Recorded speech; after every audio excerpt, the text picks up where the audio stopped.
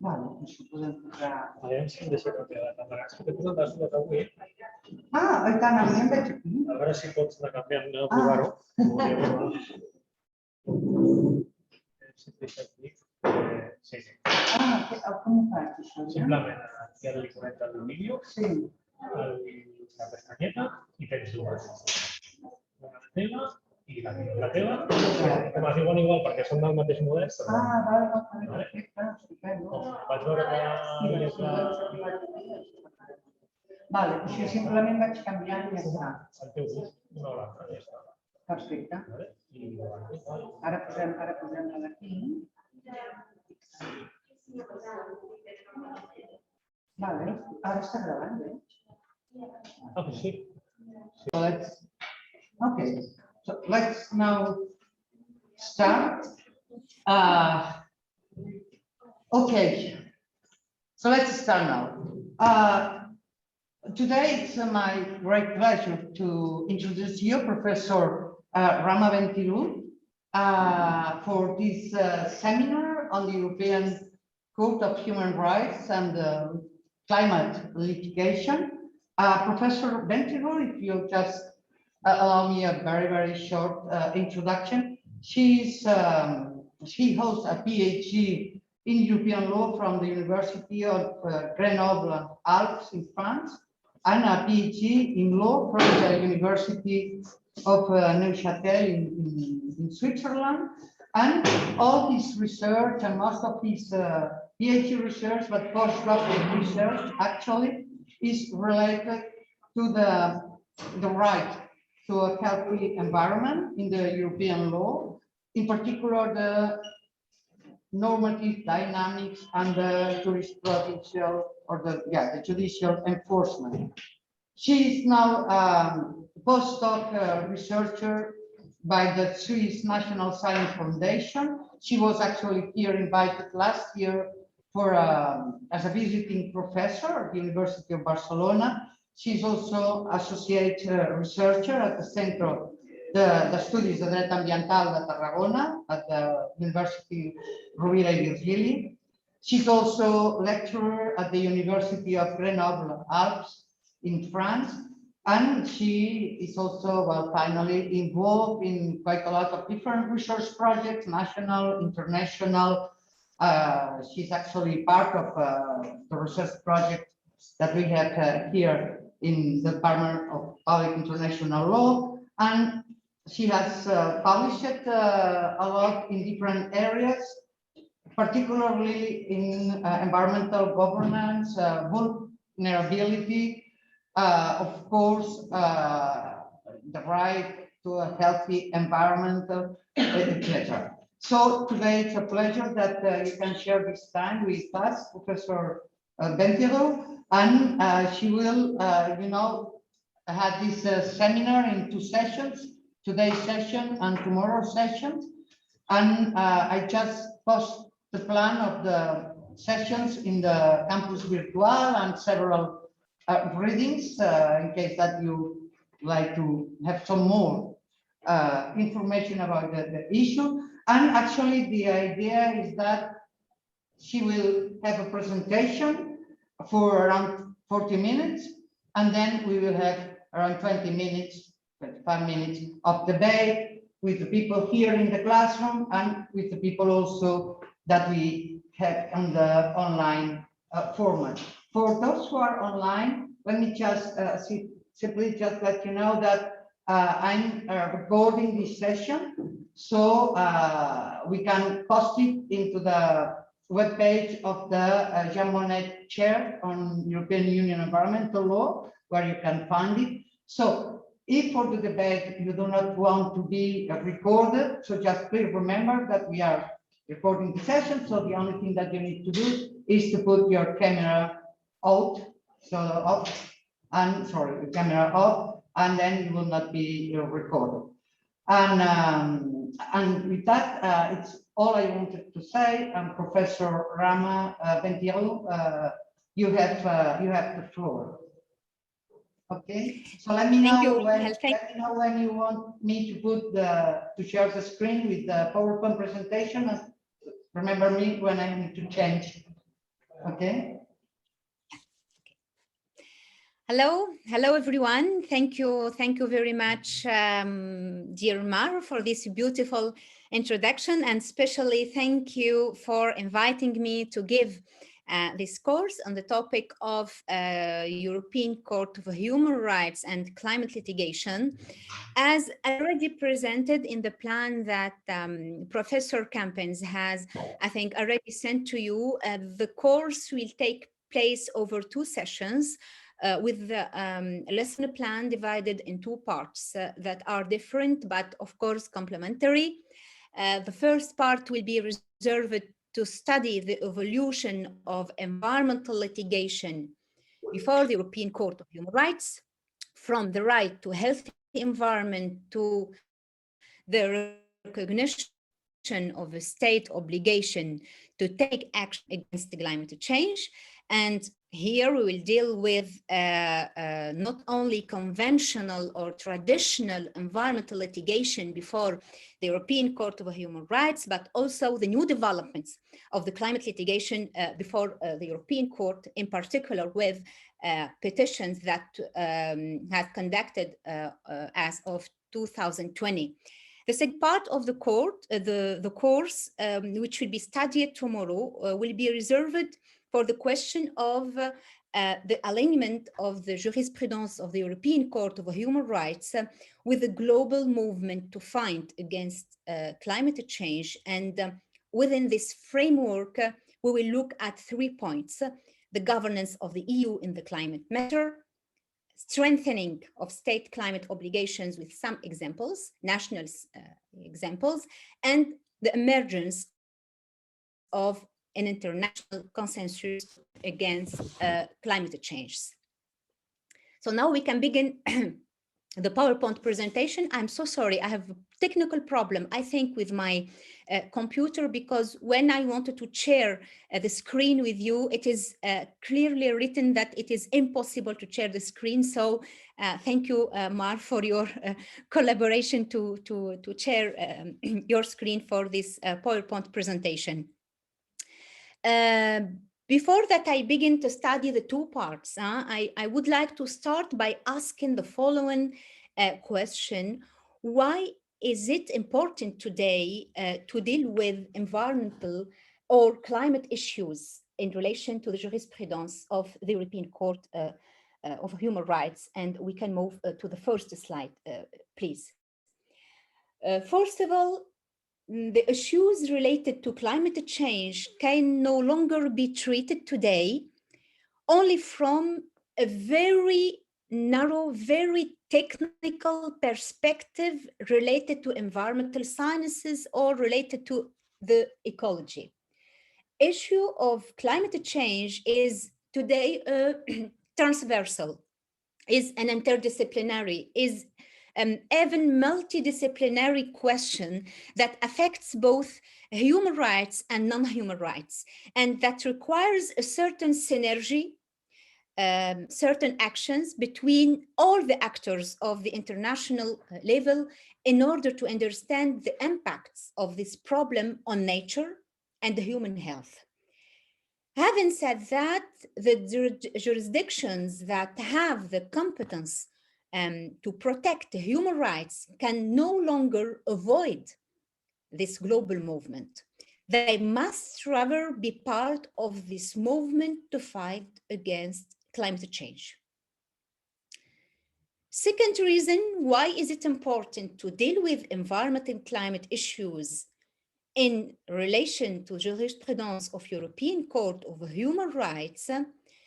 That there has been a relevant development on international level concerning the dangers that pose a risk to the planet. Today, we are not only talking about environmental protection in the sense of protection of the earth, protection of the air, protection of the biosphere. We are talking about this theme in connection with new concepts in the environmental field, like vulnerability, like planetary limits, like sustainability. These are concepts that have penetrated the legal field and that call for a certain activism on the part of institutions and judges. European Court of Human Rights, for example, can no longer deal with the issue of the right to a healthy environment from the point of view of the right to life or the protection of private and family life without taking into account the impact of certain concepts such as vulnerability or climate change or climate emergency. The serious global environmental protection situation confronts judges with this reality and forces them to adapt to these problems. Third reason why important to deal with climate litigation in relation with jurisprudence of European Court of Human Rights is some new phenomena have appeared with the climatical difficulties and that push today all the actors to find new tools and to find new answers to those new problems. We can take the example of tiger mosquitoes. Tiger mosquitoes problems, which has infested Rome in 2014 with more than 700 reported cases, and which has also infested Paris in 2016. These mosquitoes carried a number of viruses and developed quickly under the effect of the warm weather. They are carriers of viruses like Zika virus, which cause birth defects, which cause neurological complications. Also, we have the virus of chikungunya virus, which is viral diseases, and especially the tropical influenza. There are 103 cases recorded in 2021, and the World Health Organization estimates the number of annual cases at 50 million. France, for example, tries to control these viruses by its own resources, especially in the cities. There is also the problem, another new problem today, which is the result of climate changes, is the problem is the wild bird that invade the cities. As it is less cold, the condition for the reproduction are advantageous for this animal all around the year. The result is that the wild bird can have up to 12 to 13 kids instead of 5 to 8 before.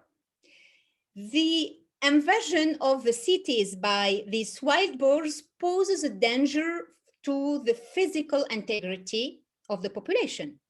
And today, authorities and national and international actors must face all this. So, in this context of all these problems, European Court of Human Rights finds itself in a serious context, in a complicated context in which it has to work not only as a human rights court, but also as an effective actor trying to fight against climate change. Now, conventional environmental litigation and European Court of Human Rights question is, how does the European Court of Human Rights work in this context? What are the tools? What are the methods it uses? And what are the limits of those tools? There have been two periods, in my sense, in the jurisprudence of the European Court of Human Rights that characterizes the evolution of the litigation.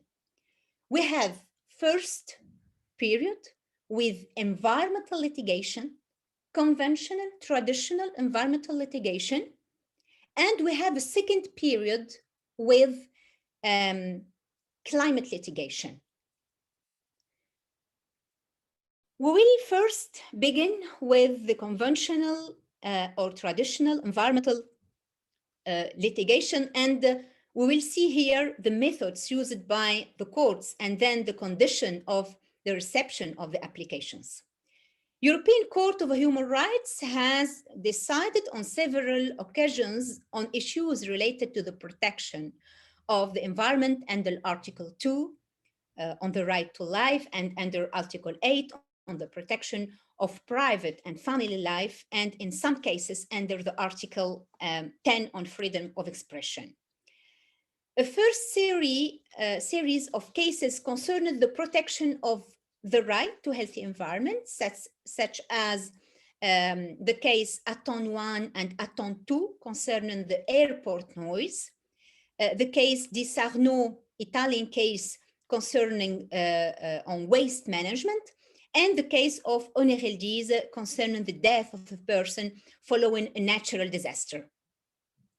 In all these cases, European Court of Human Rights uses the technique, the methods of protection by ricochet, la protection par ricochet.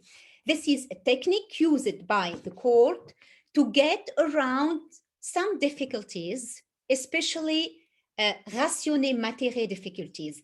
That is to say that European Court of Human Rights relies on a right already guaranteed in the European Convention of Human Rights to protect or to guarantee a right to a healthy environment.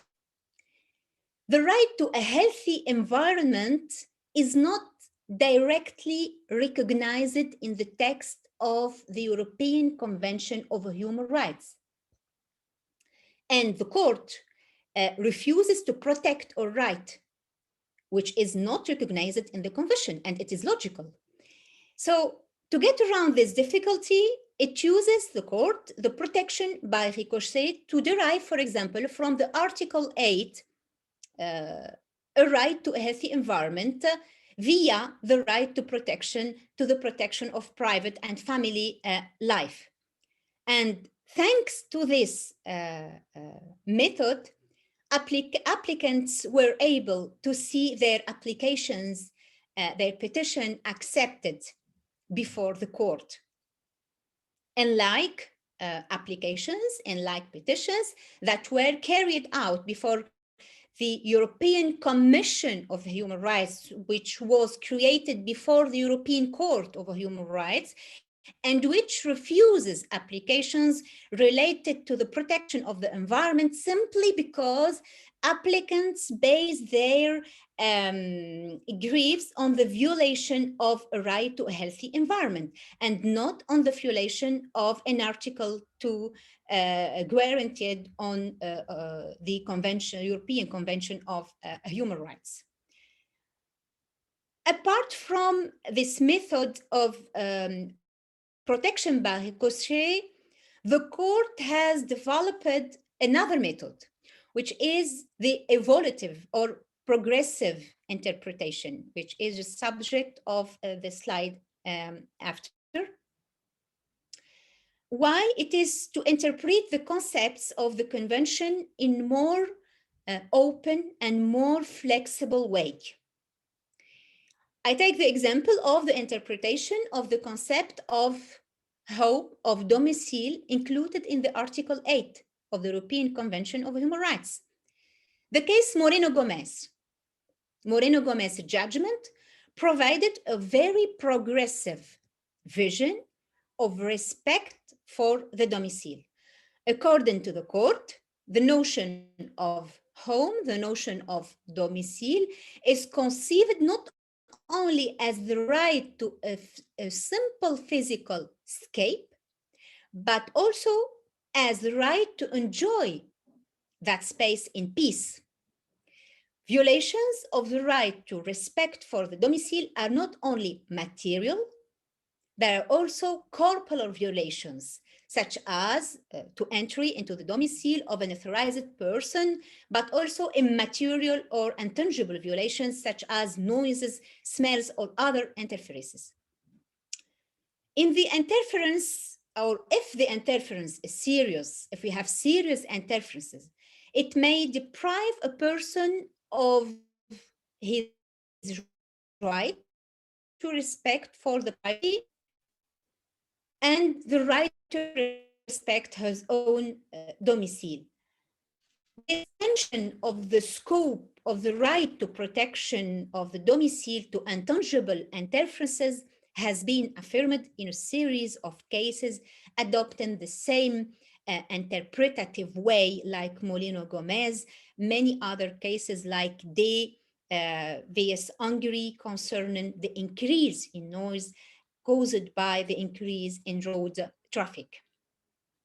So thanks to those techniques, protection par ricochet and evolutive interpretation, the European Court of Human Rights has been able to recognize the right to healthy environment. Not only right to healthy environment, but also the right to the environmental association to defend the right of their member before the European Court of Human Rights. Here it is appropriate to note that Article 10 of the European Convention of Human Rights,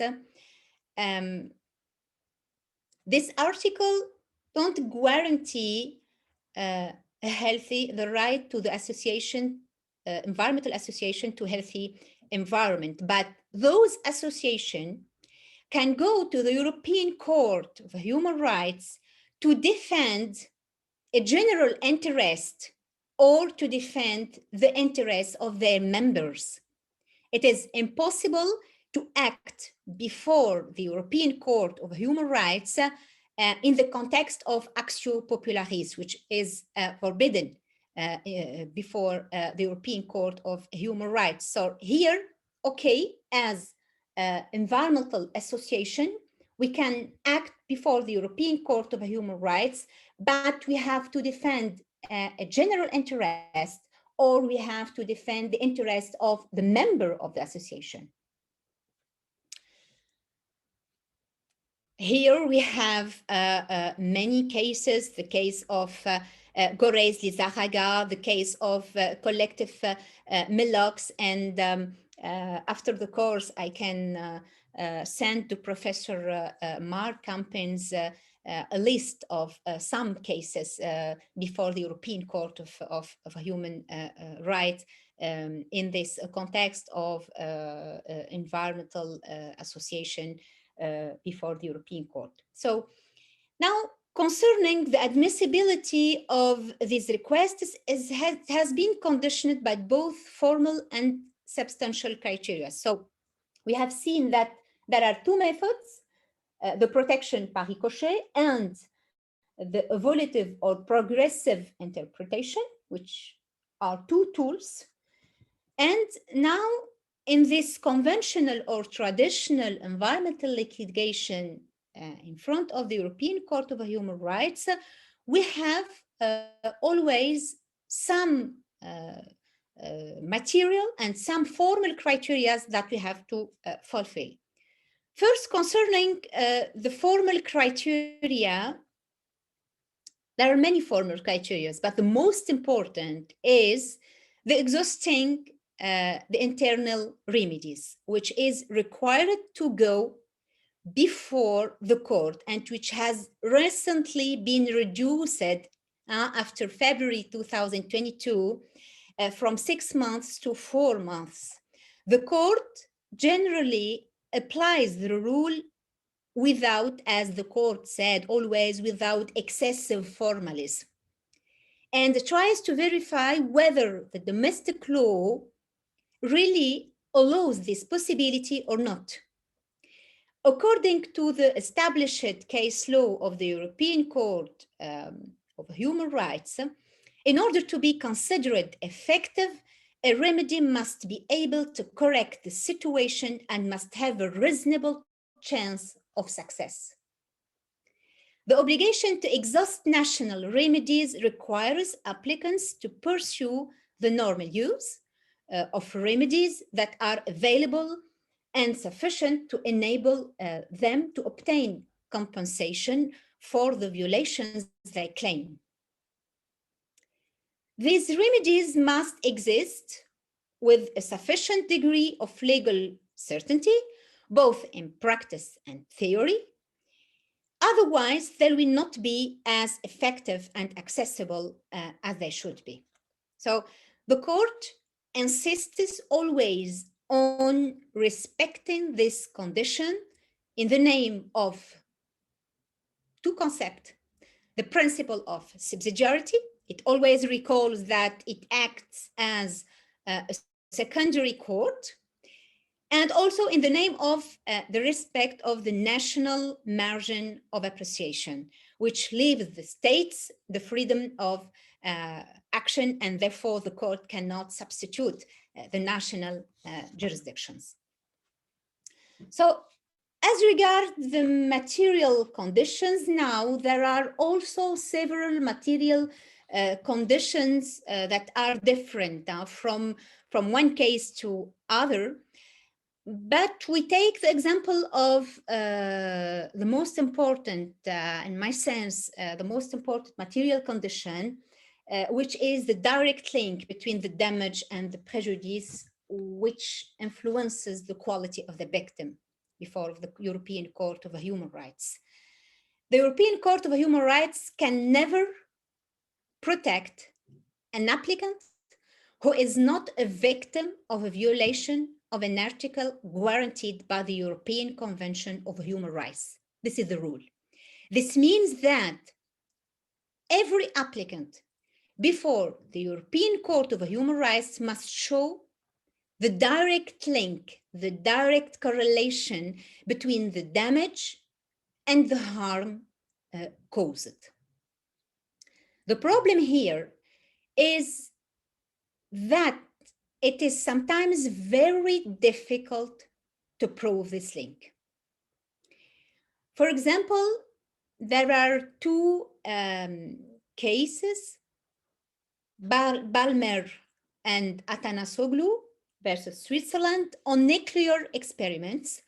And in those cases, applicants could not win their case on the basis of Article 6 of the European Convention of Human Rights, because they failed to establish a direct link between the operating conditions of the nuclear establishment, they challenged it, and their right to the protection of their physical integrity, since they had not shown that they were personally exposed to a serious, but also specific, and above all, imminent risk.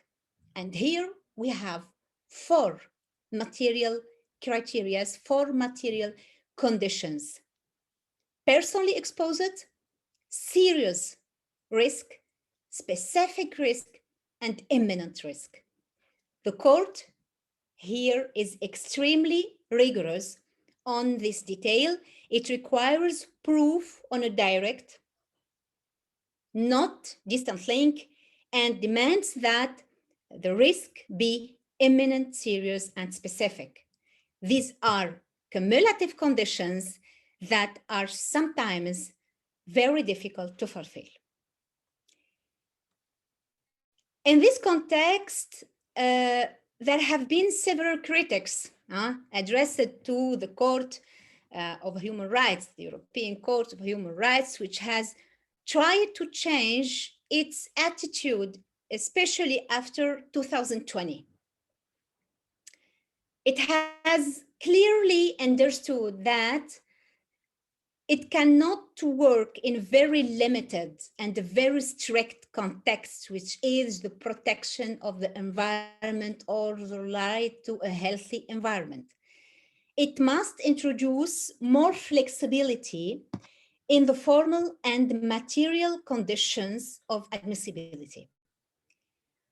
The European judge, Tim Hague, pointed out that even if until now no specific decision on climate change has been given, more than 300 decisions and judgments rules on environment issues was rendered by the European Court of Human Rights, which is a very important number of judgments in the environmental issues. However, if the Strasbourg judge is used to dealing with those issues, the fact is that climate change today presents many specificities and presents many new problems: emergency, obligation to cooperate, the collective obligation, causality, etc. So the Court of Human Rights now accepts after 2020 to deal with petitions that have not exhausted internal remedies because domestic law does not allow the applicants to protect their rights. It is in the name of climate emergency that the court has been able to slowly develop its jurisprudence to meet the current needs of climate dangers. And here I want to take four examples of cases that are very relevant in terms of their context, whatever the position that the judge will adopt, because till now we don't have the position and we don't know the position of the European Court of Human Rights concerning those four cases. The first case is the case Cláudia Duarte, known as Portuguese children or Portuguese teenagers. It was submitted on September 7, 2020, to the European Court of Human Rights, and it is supported by 6 young Portuguese. Faced with the devastating and deadly strong waves of heat and forest fires in 2017, these young people rely on scientific prognosis that the current trajectory of temperature increase of about 3 Celsius degree and will provide or will produce 30 times more deaths in Western Europe by the period between 2071 and 2100. So in order to preserve them from the risk to their lives and to ensure their future, the young Portuguese ask that the European Court of Human Rights retains the responsibility of 33 states parties to the European Convention of Human Rights. And this is the particularity of this case. We have first a vulnerable group, young Portuguese, and second, the young Portuguese ask the court to engage the responsibility of 33 states on the base of the Article 2 and on the base of the Article 8 of the European Convention of Human Rights. The Portuguese children question at the same time the responsibility of all the states parties of the European Convention of Human Rights, considering that they are at fault because of their failure to respect the commitments to reduce the emission of carbon dioxide. Using those arguments focused on the obligations arising from the Paris Agreement also, applicants rely on the fact that their future is at risk, placing the fight against climate change in a global and preventive context of state accountability. It is therefore by placing this responsibility in emergency perspective that the court decided on November 20, 2020 to treat the petition as a priority, asking all the defendant states to respond. This is the first case, Cláudia Duarte. And of course, to continue this lesson, I can also provide some abstracts concerning every case to Professor Campens that can send you for your email after that. in this application of Claudia Duarte, the rule of exhaustion of internal remedies has been completely overcome. First, because it is impossible to conduct a domestic remedy in 32 or 33 states. It is not logic. And secondly, the appeal will be very expensive. Appeal in front of 32 or 33 states. And finally, the climate emergency and the nature of this vulnerable group justifies the non-exhaustion of remedies. The second case concerns the Association des Aînés Suisses, submitted to the European Court of Human Rights on November 26, 2020. And it concerns the members of this association, Association des Aînés Suisses, who are asking the Strasbourg court to protect them from the consequences of climate change. This request seems to be more in line with the usual procedure before the European Court of Human Rights, because we have only one state and not 32 or 33 states. The Swiss Association brings on board, this Swiss Association brings on board more than 1,800 women with an average age between 70 and 76, whose mission is to work for fundamental rights and to protect the climate. So we can see here the nuance between the first case, Claudia Duarte, with the young Portuguese, and the second case, Association des Aînés Suisses, with women aged between 70 and 76 years. So it is another category of age. Faced with the increasingly frequent heat waves caused by climate change, the members of this association consider themselves to be one of the most vulnerable groups. That's why I said that the European Court of Human Rights today tried to use another concepts, another notions like vulnerability, like climate change, like climate emergency, to try to deal with another type, another case, which are not a case in the traditional or in conventional environmental sphere. Swiss applicants claim that the state has not implemented measures to achieve the climate targets set in international law and in accordance with scientific findings, exposing them to major risk or mortality and diseases. And here we have to note that the Swiss Federal Court in the spring of 2020 reject the claim of the Association des Aînés Suisses. That's why in March 2021, the court again decided to give priority to this application under the Article 41 of the European Convention of Human Rights. Third case, third petition, supported by the Fridays for Future Collective, was submitted by the lawyer Michaela Krömer.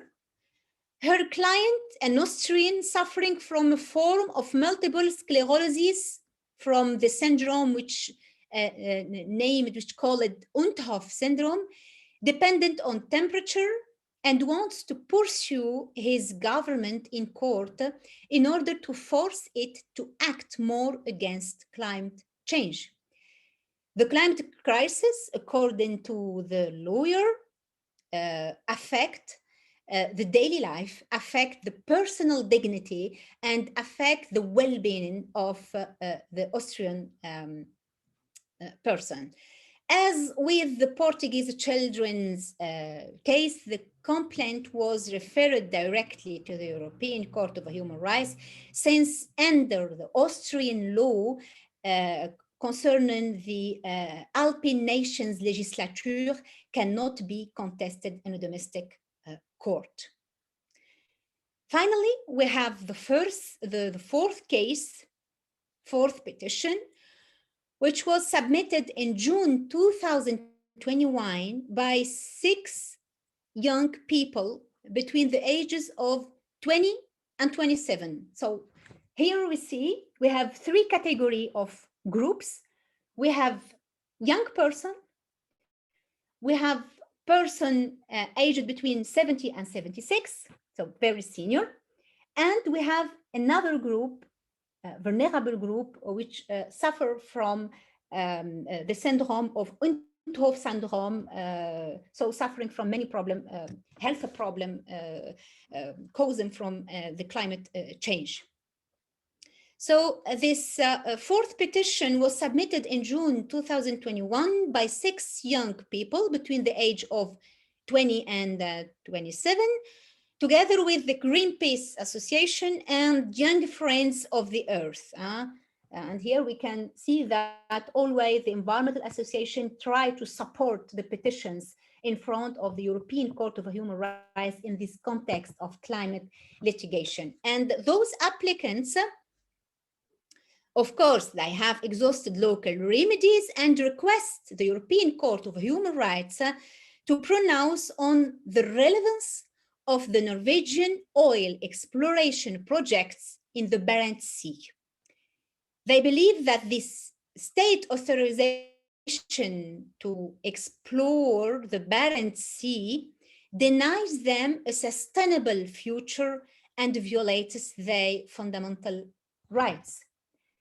In those 4 cases, we have a new concept that we didn't see before in the decision of European Court of Human Rights. New concept like vulnerable group, new concept like emergency, new concept like climate change, new concept like sustainable future. And these are new notions evoked by applicants before the European Court of Human Rights after 2020. So the content of these 4 petitions is relevant in itself. No matter how they may be received by the European judge, they anticipate essential questions that will be taken up and developed everywhere in Europe before the European and before the national jurisdictions. If the European Court of Human Rights agrees to rule on the merits of this climate petition, this climate litigation, its arguments will be carefully, I'm sure, examined by the various national judges already dealing with climate issues. Thus, we are observing here some changement. It is a new landscape and in context of applications before the European Court of Human Rights, especially in the area of climate change and related to vulnerable groups. The decisions that will be taken by the European Court of Human Rights in these cases, these 4 cases, will certainly have an impact on the evolution of European and other national jurisprudence. Here, I want just to recall that in the Oeganda case, the Supreme Court of Netherlands supported the application of the European Court of Human Rights jurisprudence to climate change because it poses real and immediate risk to people living in the Netherlands. Some judges already consider that the European Court of Human Rights is ready today and able to evolve its jurisprudence in the climate context. Other judges do not, like the French judge. The French judge refused today to derive from Article 2 and Article 8 of the European Convention of Human Rights some climate obligations of states. Administrative Court of Paris in the Affaire du siècle and another case, Commune de Grande-Sainte, concerning the Council of State, le Conseil d'État, did not establish the climatical obligation of the state on the stipulations of the European Court of Human Rights, in particular on its Article 2 and Article 8.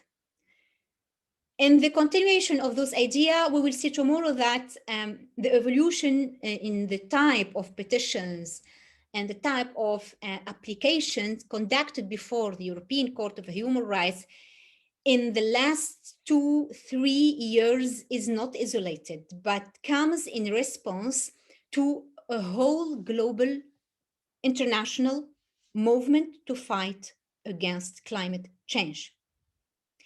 Thank you very much for your attention, and I look forward to continuing the chapter with you tomorrow. And I'm happy to receive your question. Thank you.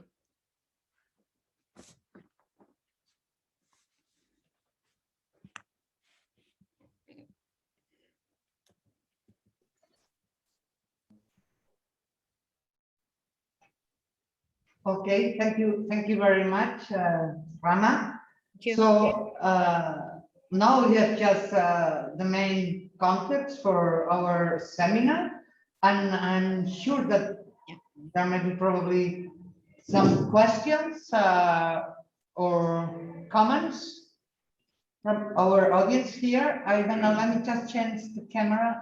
Okay. Here, you just please go. There is just one question, and I then also see on the online there is also another question. So let's go first here. I did not really understand why, like, there's this opposition from the French judge of the European Court towards the idea of recognizing a right to an environmental itself and not a right to an healthy environment as descending from other rights. Is there like some kind of historical reason from French legislation, or like some, I don't know, some kind of tradition in their jurisprudence? Why is this historical position? Could you just catch it? There are some echo in the question. So if I had understand the question, you are asking about why the French judge refused to recognize litigation based on the Article 2 and Article 8 of European Convention. Is that your question?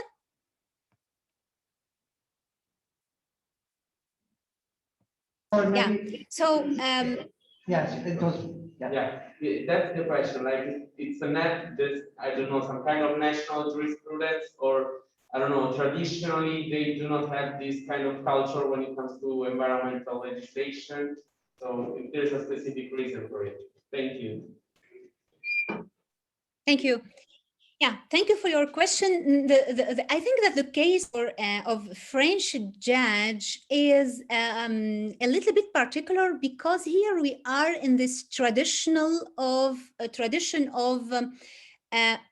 individual rights or fundamental rights. So the French judge looks at the fundamental rights in another manner that the European Court of Human Rights or German judges. And the problem with the climate litigation or state obligations in climate litigation is that if the judge will recognize some state obligations, it means that in the future, he had to accept all the petitions in the field of environmental law. And it is like a strategy from the judge that when we are going to open the door in front of all the petitions in the field of climate litigations, it means that in the future, we will have more and more and more petitions claiming the non-respect of climate of the obligation in climate change and the non-respect of rules in environmental law. And it is impossible because it will make more and more charges of work in charge of the French judge. So, of course, we have on one hand, this tradition vision of individual rights. It means that, okay, if we want to recognize some state obligations, we have to recognize first the right to a healthy environment as an individual right, but also we have this strategy from the judge in general. It is not only the French judge, but also the judge of the European Court of Human Rights, who refuse sometimes to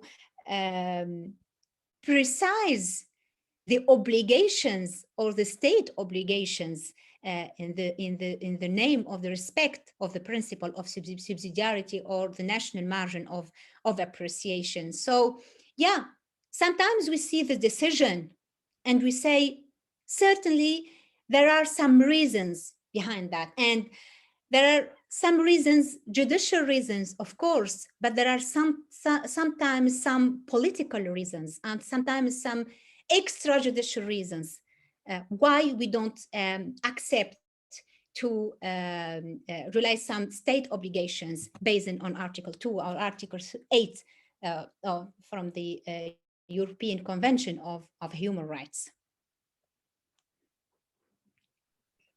I don't know if the response is clear for you, or you want more details about that.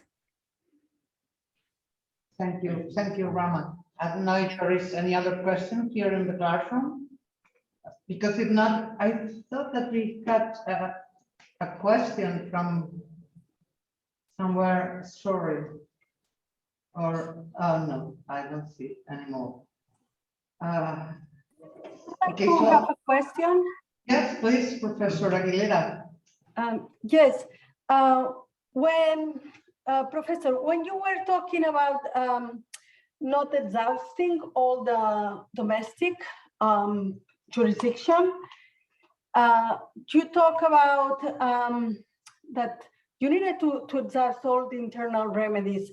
And I would like to ask you how key the emergency concept is there, how key it is, because when we, Professor Alex Peñalver and I, we went in front of the Aarhus Committee for a case, and we could launch an appeal in front of the Aarhus Committee, UN Aarhus Committee, because we said it was too expensive in Spain and that we had already gone to the Catalan Ombudsman, and the legal association could not afford to pay for a trial in front of the Spanish jurisdiction. It was too expensive, and it was because of this we went directly, after going to the Catalan Ombudsman, we went directly to the Aarhus Committee, and they accepted our case. We said taxes are too high, and plus if we have to pay, if we are condemned to pay all the trial, this legal association could not afford it. And they accepted our case. But from what I understood from your presentation, it looked like that in the cases in front of the European Court of Human Rights, the emergency concept, that taking into account that there is a climate emergency, this was a criteria or had some weight in order to accept such appeal in front of the European Court of Human Rights. What do you think about this? Yeah, thank you for your question. I think that the concept of climate emergency will be in the future a new criteria, a new material, a new substantive criteria to accept some appeals, to accept some petition before the European Court of Human Rights. But here I have some doubts. The problem is that the European Court of Human Rights is not able sometimes to identify, to give definition of some concept, like, for example, the concept of prevention or the concept of precaution. And with all those concepts, we have in the future another difficulties to add, which is the definition of the climate emergency. So we are turning around in the same, around the same sphere of ambiguity of some concepts which are vague. In the case of Duarte, which is the case of the young Portuguese, the problem is that the petition was conducted before the European Court of Human Rights, and here we asked the court to engage the responsibility of 33 states. And it is the first time that the European Court of Human Rights is faced with the question to conduct the responsibility of 32 or 33 states. As you said before, taxes are so high, so procedure is so expensive in internal jurisdictions, before internal jurisdictions. And the other problem is that logically, it is really impossible to conduct procedure in front of 32 or 33 states. So the court say, yeah, here priority, climate emergency, and we have not this obligation of exhausting all internal remedies. So it is okay that the court try today to develop some concept, climate emergency, sustainable future. I don't know which is the sense of sustainable future according to the European Court of Human Rights, but the court tried to be more flexible because the judge is clever now. He understands that it is impossible today to act in another context, to act in the context or only in the context of environmental protection, which is so technical, so narrow. Today, it is important to make this alignment to those global and international movement. So it's good, climate emergency, but the problem, how can implement this notion of climate emergency in internal level? Yeah, of course, in the Council of Europe, we have the Committee of Ministers, which try always to control the application of the decision of the European Court of Human Rights. It is okay, which is a soft control. But the problem is that when it controls always the application of the decision of the court by the states, states has to take always their own rules and their own methods to apply the decision of the court. Always principle of subsidiarity, national margin of appreciation, other difficulties, definition of climate emergencies. Okay, thank you very much. Thank you. That was very clear. Thank you. Okay, any other question from our audience? Is there any question in the classroom? No question. I have a question, actually. I mean, what do you think? I would like to know your opinion. When you see the national jurisdictions in several cases, they have been just taking quite a proactive role even in the design or the framing of the climate change national policies. So do you think that the European Court of Human Rights may have some kind of a role like that? I mean, how can the European Court of Human Rights help to design or to progress on climate change European policy, if there is any way? So I know that I'm saying something that, well, maybe judges are activists in the sense that they are just going more, well, further than the national governments, which is something that does not happen at all at the European Union Court of Justice, for instance, which has, it's another trend, but it's different trend. But it happens at national level. And I was just wondering whether or not it may happen also at the European Court of Human Rights. Yeah, I think that the European Court of it is really difficult to to say that the European Court of Human Rights cannot influence the national jurisdictions, because I think that there is some reciprocal movement. We have the decision of the European Court of Human Rights, which has to be implemented in a national level. And we don't forget that the decision of the European Court of Human Rights benefits from the force of interpretation, l'interprétation de la chose jugée, the force interpretation of their some concepts. So the judges in international level, I think it is the case of the Supreme Court of Netherlands, can use the jurisprudence of the European Court of Human Rights to progress the definition of some concept. Problem with the European Court of Human Rights is that a judge is a little bit careful when he used the rules or the jurisprudence of some international jurisdictions.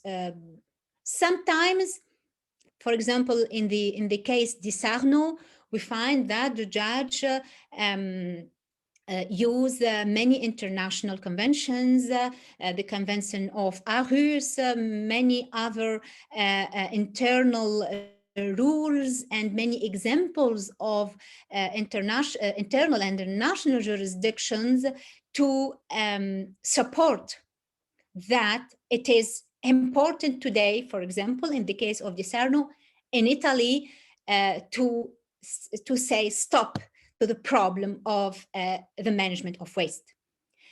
And the European Court of Human Rights doesn't hesitate to use all those tools to support in the end the idea that today it is important to protect the right to a healthy environment, and in the future the right to a healthy nature and a healthy climate.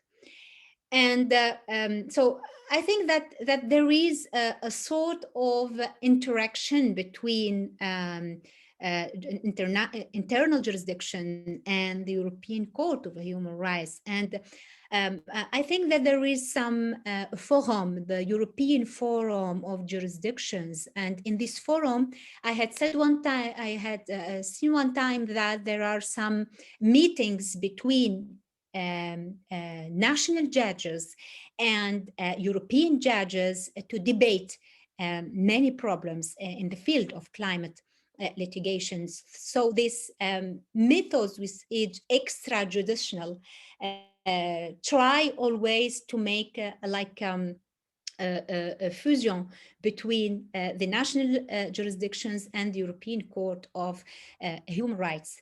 How to implement in national level, that is the question.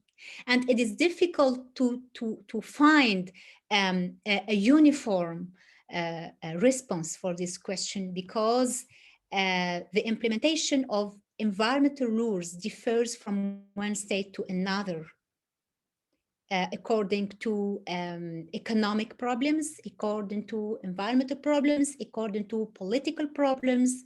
So when we have more environmental problems, more political problems, of course that the implementation of the decision or the implementation of environmental rules will take or will have many delays for that. So yeah, I don't know if it is the response, it is clear, or I derive a little bit for to respond to your question. Okay, thank you very much. There is a question on the chat. Let me see. Good afternoon. Thank you very much, Professor Rhama, for your presentation. I would like to ask if you know how the litigation has been dealt with in the European Court of Human Rights about facts derived from climate change, specifically climate displacement.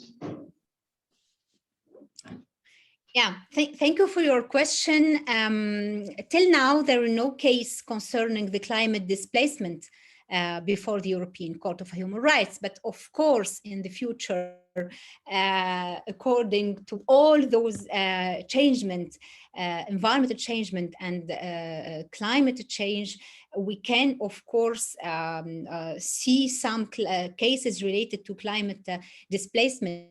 But today, we don't have, before the European Court of Human Rights, a specific case concerning the climate displacement.